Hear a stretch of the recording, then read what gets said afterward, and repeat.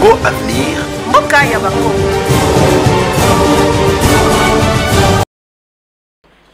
Bandeko Balandi ya Congo Avenir, bon début de semaine à toutes et à tous. Merci pour la confiance ainsi que la fidélité. Au Bossala Kana chaîne Nabino Congo Avenir, Jimmy Didene équipe Mombatope Sibino et Bandeli ya Poso et l'amour. To soulisa ki Poso ki toko vraiment oyo wapi na qualification ya Léopard de la République démocratique du Congo na stade na complexe Omnisport ya Martyr. Donc stade na Nzunga mune na biso kitoko et yambaki République démocratique du Congo na bande ko na biso ya Soudan. Bazwa ki de biloko na bango donc tchai bango KO. Makambo eleka kitoko boko so mo condensé moko ya bien au régie et préparer les bino. Et population te comprendre que bazalaki na besoin ya foot vraiment et banaki ko manquer biso parce que ces jours-là les bandes ya stade il faut mon niveau batoiso na volonté les billets étaient à 10 000 francs. Beaucoup de gens ont acheté leurs billets dans la banque et si vous avez une écriture nous pensons que cet argent là et vous allez vraiment bien canaliser. Les gens ont acheté leurs billets. Or, Bayaki, Kokitisa, billet na 5 000 par rapport à la demande de la population. Et beaucoup de gens ne savaient même pas. Beaucoup de gens présents au stade, Bayaki n'a 10 000 francs na bango. Mais tant parfois au moment de l'achat, ne bien si bango que non, billet mususu, et billet et kiti 5 000, mais à 10 000 p et ça là qui. Or, et stade Etonda qui déjà avant 15 h, stade des acquis déjà plein. Or, match à 17 h, beaucoup de gens bâti quand ils billet les bandes ba quotité. Pour billet était cami grave. Donc stade 80 000 places, même na ba aller, et ça là qui plein. Et biango bo remarquer qui avant match et banda et oumela qui parce que ba commissaire à match ba boya qui match et banda. Il fallait au moins 54 000 personnes. Mais plus de 80 000. Et c'est là qui moi, dans le chef de l'État, qui est le numéro 1 de tous les Congolais. Donc, Makambo, et qui je pense que c'est moins loco pour nous sommes des Africains. Commissaire et c'est que chef de l'État Azali. Bakoti déjà stade. Yo oropona nani abima wana se reforme sabatu nyoso et na sima boyoko mona match et bandaki to zonga na no susu na mo condensé moko elengi ya match wana posa totala rango kaka ndenge ezalaki Ntina Souka président de la République pour abima ba bloquer cortège na ye ba ovationner et pas population. Et c'est là qui donc l'engi makasi on continuer na ma solo magie là qui va déclencher lancer ce match. Attention peut-être à cette ouverture sur la gauche avec ce très bon contrôle, mais Chagelia il va se la jouer une deux, mais encore une fois la présence de la défense soudanaise. Coach Eric, vous l'avez bien signalé, le gabarit mais surtout la présence de ces Soudanais devrait quand même faire quelque chose. Oui c'est bien, c'est ça, il faut tenter, il faut enflammer ce match. Attention, attention là, derrière cette ouverture, il n'est pas en jeu. Et oui, c'est le but. C'est le but. Quelques minutes seulement, alors qu'on était un peu resté fixé, voir s'il y aura signalisation d'orson ou pas. Non, l'arbitre laisse jouer. Et c'est Théo Bongonda. Le meilleur départ qu'on pouvait avoir. Magnifique. Quel calme dans la. On va peut-être revoir au ralenti, coach et Christian. C'est un garçon qui a beaucoup de caractère. Regardez, il va faire la passe. Il prend quand même le risque de le mettre dedans. Ça c'est bien pour la sélection que des joueurs comme ça prennent leurs responsabilités et puissent nous donner ces victoires. C'est bon signe pour l'avenir et il fallait enflammer ce match. On va voir Chancel Bemba, cette ouverture. C'est assez bizarre. Et ce match qui va peut-être prendre un peu plus de rythme cette fois-ci avec du côté soudanais le centre de Ramis. Sorti par une tête congolaise. Une deuxième fois, ce n'est pas terminé. La récupération du côté de Congolais. Très bien donné dans le bon tempo. Attention derrière la frappe. C'est le deuxième but. C'est le deuxième but. Ah, pas d'enjeu. Pas d'enjeu. Comme en première période. Et voilà, il entre, il marque. Et oui, l'homme du temps, l'heure a sonné pour lui. Il est entré, il a marqué. Fiston Kalala Maele. En tout cas, cette fois-ci, on va dire qu'on s'y attendait pas. Comme en période. C'est vraiment... Ce qui m'étonne le plus, c'est quand même cette passivité, cette lenteur des défenseurs soudanais. Ils se sont arrêtés, ils ont dit qu'il y avait hors-jeu, et derrière, il a saisi le killer. Le suivant, le Congolais, comme on l'appelle. Bisou Kalalama. Il était vraiment attendu par tout le monde.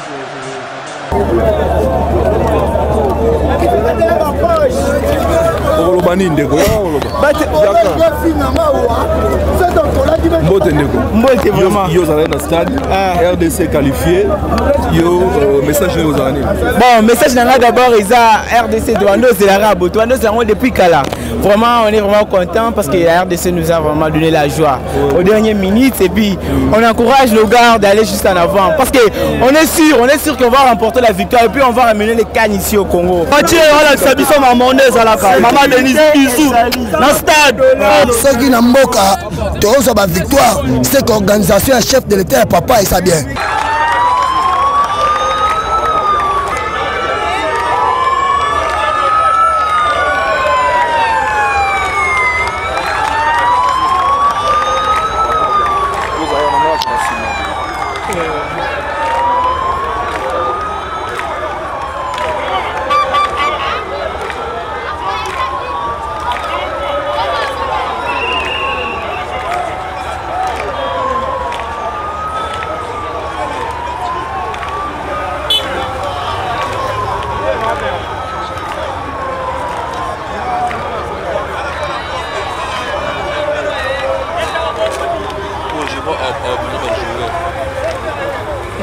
Il va gagner la qualification.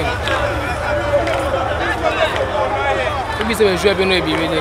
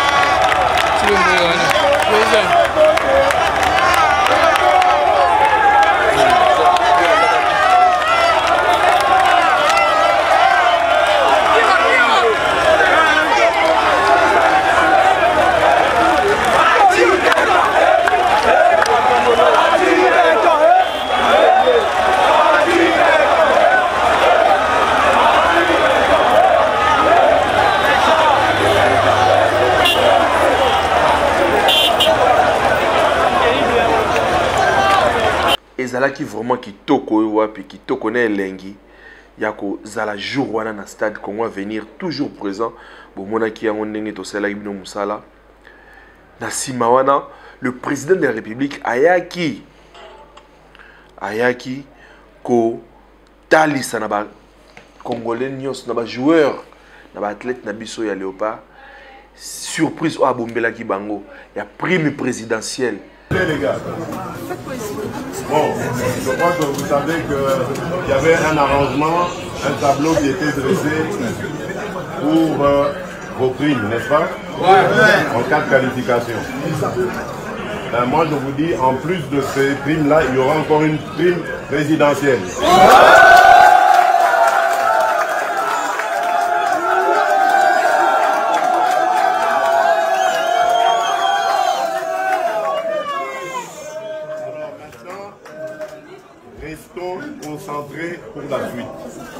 il y a la Coupe d'Afrique. On doit faire honneur à la République. Vous avez une très très belle équipe. Elle est très séduisante dans le jeu. Il n'y a pas d'hésitation, c'est fluide, tout roule. Et ça doit continuer comme ça. On a le meilleur coach d'Afrique, si pas du monde. Donc tous les ingrédients sont réunis pour gagner cette Coupe d'Afrique et se qualifier pour la prochaine Coupe du Monde. Je compte sur vous. Je sais qu'on peut y aller. Nous sommes la République démocratique du Congo. Joueur qui comme prime présidentielle. Chose promise, chose promise. Dengue Balobaka.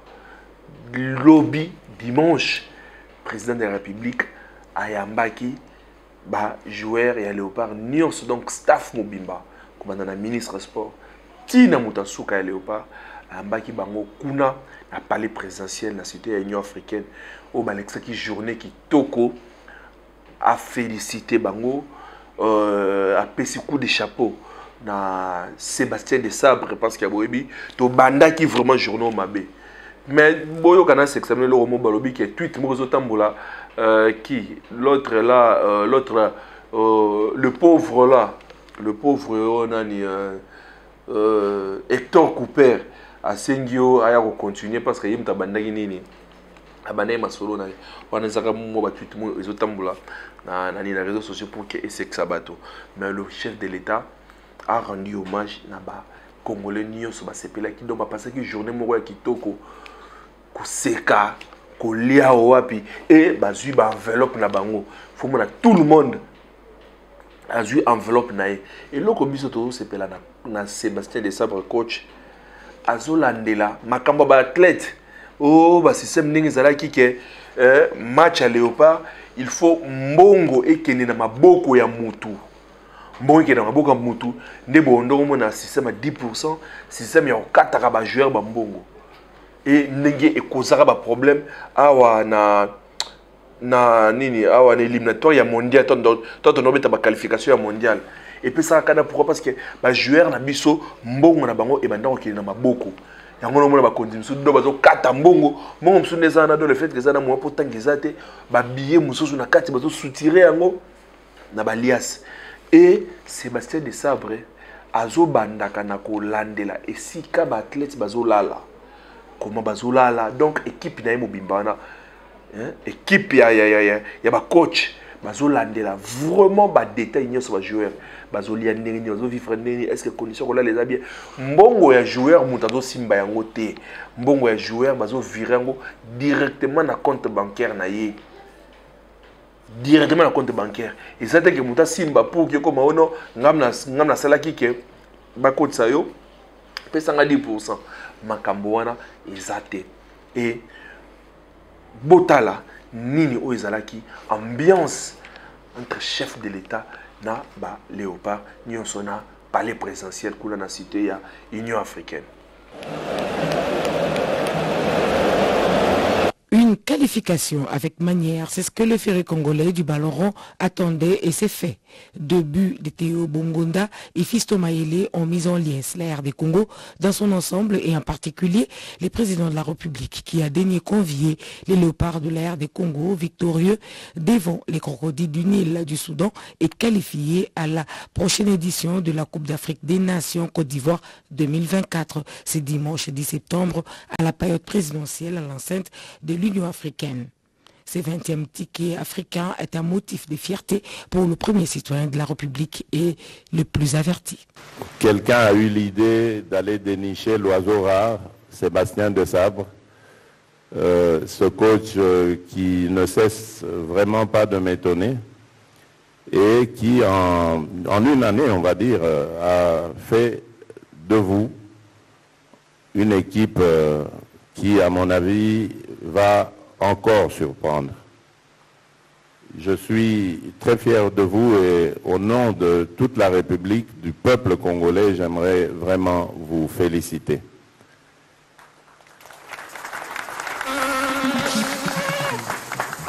Et il a renchéri en rassurant et les joueurs et les supporters d'une préparation assidue pour la phase finale Côte d'Ivoire 2024 et d'y assister physiquement si les dispositions protocolaires permettent et les résultats aussi. Je disais tout à l'heure au sélectionneur que vous êtes tellement séduisant que j'ai envie aussi de vous voir dans une situation où vous êtes vraiment en difficulté pour voir votre capacité de réaction, de revanche comme ça. Et ça, je suis curieux de le savoir parce que je vois la hargne que vous avez et je crois que si vous êtes apte à remonter comme ça ce que qui était une situation désespérée pour nous, ça veut dire que sur le terrain, même en 90 minutes, en 90 minutes, si vous êtes en difficulté, vous pouvez être piqué à vif et redresser aussi une situation. Vous avez du caractère et ça j'aime beaucoup. Et c'est pour ça que vraiment je souhaite que cette équipe aille de l'avant. Les acteurs confiants avec en prime une gratitude pour les soutiens leur apportés par le président de la République malgré la mauvaise entame donne de la voix. On a fait parce que je n'ai pas joué seul sur le terrain. On a joué avec tous mes coéquipiers et je dis bravo à coach et son staff parce que nous, on a mouillé notre maillot sur le terrain. Ce fut un risque pour lui, mais en professionnel, il a osé et les résultats sont positifs que passionnels. Partant avec 0 points en 2 matchs, donc je me rappelle des premiers discours que j'ai eu avec les garçons, on a toujours dit qu'il fallait faire 3 victoires et un nul pour se qualifier en espérant faire de bons résultats pour se donner le dernier match contre le Soudan décisif parce qu'on savait qu'on allait être poussé par tout un pays à domicile, c'est ce qui a été le cas hier. Donc non, c'est bien après. Et c'est pas, il faut reconnaître que le mérite revient aux joueurs parce qu'ils se sont investis dans tout ce qu'on leur a demandé de faire. Convié en ce moment d'incertitude, le ministre des Sports, l'homme des défis, a comme au 9e jeu de la francophonie fait la différence. La RDC est en train de revenir, n'est-ce pas, d'abord en phase finale de la CAN. Ça fait énormément plaisir au peuple congolais, comme le président Félix Tshisekedi a rappelé. Ça fait la joie de toute une nation. Et en plus, je crois que la RDC doit être présente quasiment à toutes les CAN. Et c'est pour ça que nous nous engageons dans cette dynamique pour voir comment ne plus rater une seule édition de la CAN. Dieu merci, on a une nouvelle génération de joueurs. On a un coach posé avec un staff équilibré. Et on a une grande chance d'avoir un président qui aime le sport, qui est attaché au sport et qui particulièrement s'adonne au football. C'est une chance, il faut dire. Vaut mieux le début d'une chose que son commencement.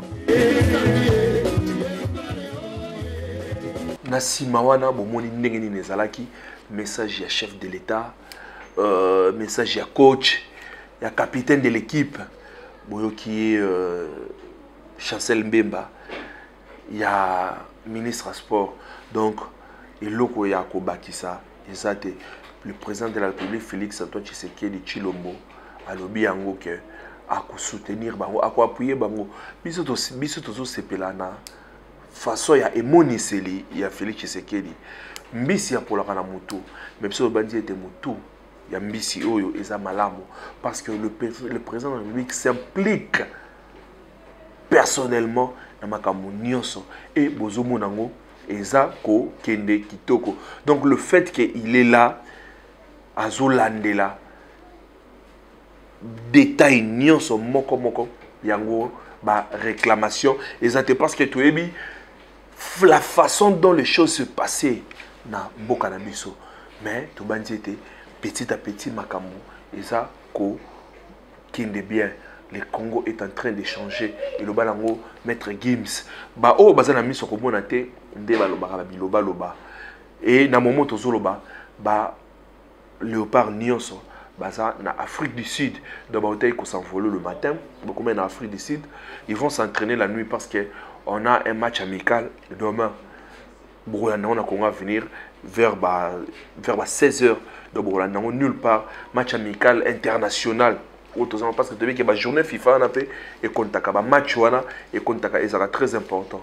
Donc lobby Léopard à Kobeta na Afrique du Sud na bafana na 16h et biso tozawana donc tous les Congolais et qu'on a moment bien il y a kotala les choses comment est-ce que ba joueur na biso performance et qu'on ça parce que là on est qualifié na CAN Côte d'Ivoire 2023 mais CAN Rwanda na 2024 oyo année à souka ezali na 2019 tokenda kité et on sala biso sous kitoko et on sala biso sous bien parce que tu dis que ba compétition oyo et bakisaka performance et bakisaka visibilité et pas ba joueur na biso donc coup de chapeau na équipe Mobimba Fiston Maele Bongonda ba Meshaki Elia capitaine Chancel même Cédric Bakambo ça va aller ba oui ça équipe Mobimba to tombeli bino vraiment to ba kino ba fololo peuple congolais eza derrière bino bon continuer toujours ko sepelisa bango et biso to ko soutenir bino nde tolobaki ba oyo baza na miso komona teke le Congo change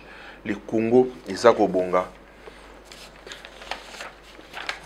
soki boza na miso komona te eza vraiment pas si makasi le président de la République Azako Kangamisote. Le président de la République, il est en train de changer le Congo. Bande Konanga Congo et Zako Bonga. Tozo la sociale de la réseau Matabiloko. Mais Nyosowana, il faut infrastructure ya malonga ezala.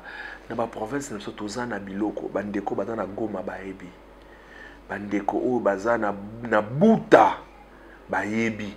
Ezana madesu o ezana buta ezana mbisi o ezakuna moyen ekoma awa ezate ezana pomme de terre ya kitoko o ezana goma awa na masisi tozana madesu tozana na viande ya ngombe eza me awa ekokoma comment donc na Équateur masango ezali ekokoma ndeni Congo central na parle même pas. Il faut Nzela Ezala. Et les chefs de l'État, Bande Konanga et Sabino, Soko Zuneti, tout le niveau ya misala et osala manambujima. Soko Zibi Pemba, infrastructure, Ozanabi Pemba, n'a parle même pas. Ozuka Beaka Mwanga. Misala Ezako Salama. Ceux qui te kotika ba aéroport, Oyo, ya Oyo ba moderniser. Soko Zui, na nini, Yambujimai. Mais ça les a ko salama élargissement donc agrandissement ya yani ya piste bazo tonga loka sika ozu ya boende eloko ezalaka te aéroport una eza ko tongama ozu ya Kisangani na parle même pas ce que ozu bijou oyo donc na ba aéroport na biso tout numéro 1 eza oyo ya là-bas coup de chapeau na la Jeanne d'Arc la fille aînée à Union Sacrée gouverneur Fifi Masuka Saini. Donc, moi si, non, il faut qu'on paye sa confiance, pas moi si, parce que, et l'oko oya sali, là où plusieurs hommes, beaucoup d'hommes ont échoué, une femme vient de réussir. Coup de chapeau, na excellence, Fifi Masuka. Aéroport, Yakolwezi, non, rien à voir. Nao, aéroport, Bamboka Nini. Donc, Waneza Souka na bijou.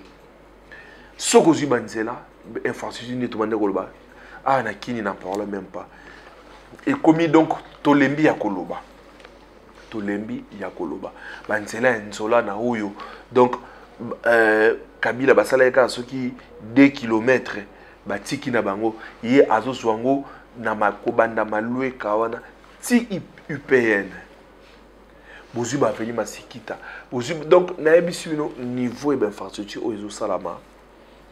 Il faut ozala kaka na misote pour que au mona soko zune aéroport ya Kavumu je crois na Bukavu botala élargissement ndenge ba élargir piste et misala et maintenant ezo sala so passé mais sala wana batalisaka yango te pa bato bazo talisa yango te surtout suis awa ba bâtiment ya centre financier oyo bazo tonga surtout du centre culturel aux en face à pays du peuple donc si décembre nde toza boye bande konanga tokolemba bokolemba bani inauguration. Beaucoup lemba ba inauguration. Botala o ibimina monoko ya Vital Kamerhe, vice-premier ministre ya économie na Bukavu. Boyoka makambo o ya lobby. La petite villa là-bas qui nous accueille, mais regardez tout ça. Ça sera le tarmac avec l'aéroport. Là, au niveau, on peut regarder vite au niveau de. Là, ils sont arrivés avec. Voilà, la piste a déjà été allongée. Mais ce n'est pas une question. Tout ceci était déjà prévu. Dans le programme de campagne, quand nous avons commencé avec le président Félix, après l'aéroport, vous savez que le coup d'envoi a été donné à Goma, et ensuite à Bukavu, nous nous avons dit à ce moment-là, on va allonger cette piste. Le président Félix va le faire, on l'avait dit. Et voilà. C'est une réalité, il faut en parler, il faut que les gens en parlent. Et quand on va dresser l'aérogare ici, on n'aura plus besoin d'aller chez les voisins pour aller en Europe. Ça deviendra une fois que le président va le faire, un aéroport international. Voilà, regardez-moi ça. On n'en parle pas. Toute la piste est refaite. C'est tout simplement impossible. Pourquoi? Donc quand les gens disent on n'a rien fait, mais comme la population est élevée à Bukavu, si personne n'en parle, regardez, on va déjà allonger la piste. Regardez-moi ça. Moderniser et allonger. Regardez. C'est incroyable. Avant, atterrir ici, c'était dangereux. Attention. C'était un danger. Voilà, nous avons vu l'essentiel. Oh, c'est bon. Nous avons vu l'essentiel, c'est comme ça. On va voir même un petit avion qui est en train de décoller là-bas. C'est ça que nous voulons. En tout cas, merci, comme on dit, merci Fatih. Au nom de la population de Sud-Kivu, je vous dis merci. Ça, vraiment, c'est quelque chose de merveilleux, d'extraordinaire. Et c'est comme ça, la formule que vous avez adoptée, de travailler en silence, je crois que le mois de rompre le silence est arrivé. Nous sommes au mois de votre réélection, de rompre le silence, puisque les gens vont commencer à proposer des mensonges. Il faut des petites œuvres inutiles chez eux. Ils ne savent pas qu'il y a quelqu'un qui travaille pour toute la République. Et c'est ça que nous. Je suis très content. Binomo Bosil Komona, Botala, piste ndenge, ba agrandir, ndenge komi munene. Et nyonso yo balobaka te. Et bandeko na ngai oyebi ke ba opposant baza na sérieux problème ya discours po bokoloba nini ba opposant bokoloba nini parce que moto bato franchement azo sala Félix Tshisekedi aza ko sala na temps oya sali te asali makambo. Et en plus, ebele. Bokolemba ba inauguration des avoués. Bokolemba ba inauguration. Biso to kozala na Kongo venir, to ko accompagner misala tout oyo sala malamu. Oyo nyonso azana ida malamu ya ko bongisa mboka parce que nous sommes Congo à venir. Biso to lobelaka nde Congo. Tozana besoin Congo et tomboma. Tozana besoin Congo et mata lisusu ebima lisusu donc emata kombo ya Congo ekende musika totali sa ba valeur ya mboka na biso ba oyo bozo travailler ba collaborateur chef de l'état bo aider bo ba na kocha ville propre ba sayebi loka malamu bota lelo sota mona baso de mouton boko lela ba bijoux ya ndenge wana ba ouvrage ya makasi ndenge wana et entretien exacté otali ba masangu et comme botel ko so de mouton pourquoi salongo exacté gouverneur de la ville ba équipe oyo et sala ka salongo assainissement musala na bango ezanini ba so de mouton et comme wenze salité ba garde fou nyonso o bocheki na so de mouton soki accident salami le fait que ezana ba nini ezana tôle dure na acier wana soki accident salami eux qui ba garde fou wana ils eu problème et baby bon il y a toujours ko changer bon sala musala bo bongisa yango okomona même ba séparateur o eza pembe ya so de mouton nyonso e bukan donc e longwa etengama yango pe e ko causer sous ba accident bo entretenir banzela lumière publique tout c'est la ndenge zokota mais salité na ba chaussée bato bazo combattre les gens qui font semblant de balayer to yeba kate nani ndazo chabango bazo combattre okomona bana ba balé balati ba kashine kosenga na au juste c'est quoi bo futa batu bien batu basala musala basali musala na bango bazana ba mettre ba périmètre au bokatela ka bango. Il y a nettoyage au intel azana autant de périmètre bato basilisi mbongo boyokana bopesa bango mbongo na bango malembe nde mboka ekobonga malembe nde mboka ekokoma propre parce que soki évacuation ba immondis eza ko salama lelo bakombi équipe tongo ezali équipe midi ezali équipe tongo ezali équipe midi ezali okomona salité ekokoma mukie ezali ba mboka msusu tambulo moni mutazo kombola salité zate be mutazo kombola kaka mais aujourd'hui zo kombola nini o mais fana kombola parce que na longo la salité et soko tali banzela na bango ndeza musika mo ezobeta c'est comme si goudron wana ba yako chango bitume wana ba yako chango kaka sikoyo or eza ndenge wana te juste kaka entretien eza ko sala nzela kitoko. Donc bandeko, le président de la République a dîné avec Léopard Nyonso et Zui prime na bango, enveloppe na bango oyo chef de l'État a bombé ki bango à la kaki bango surprise ya chef de l'État pour na qualification ya Léopard na Coupe d'Afrique des Nations Cannes 2023 ya Côte d'Ivoire. Que Dieu bénisse la République démocratique du Congo, plus 243 81 369 17 43. Merci. Congo Avenir. Mboka ya Bakongo.